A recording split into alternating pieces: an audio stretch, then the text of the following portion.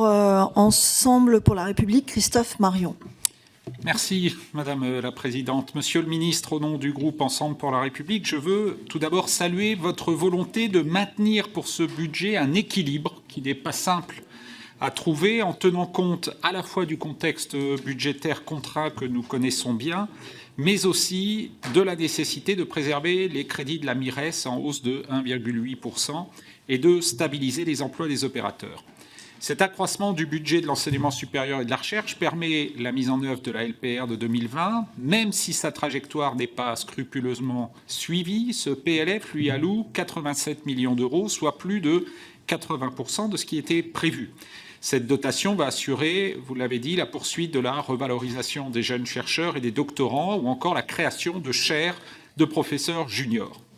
L'augmentation du budget de la MIRES va aussi financer la mise en œuvre de la réforme de la formation initiale des enseignants.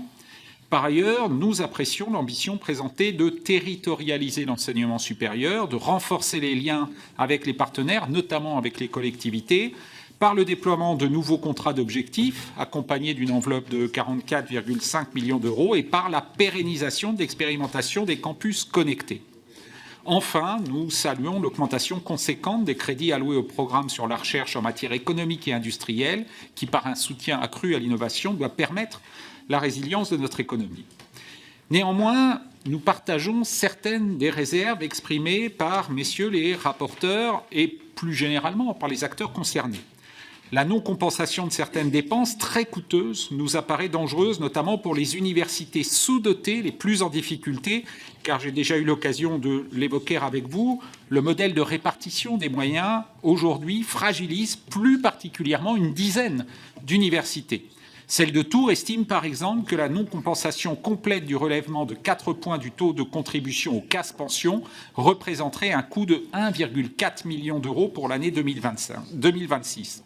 Je vous sais, Monsieur le Ministre, conscient de ces risques puisque vous prévoyez de compenser une partie du surcoût. Les enveloppes prévues sont évidemment indispensables, mais non suffisantes, car à ces coûts s'ajoutent d'autres dépenses non entièrement compensées, telles que les mesures Guérini, les effets du GVT ou encore la protection sociale complémentaire en santé et en prévoyance, dont le financement reste inconnu.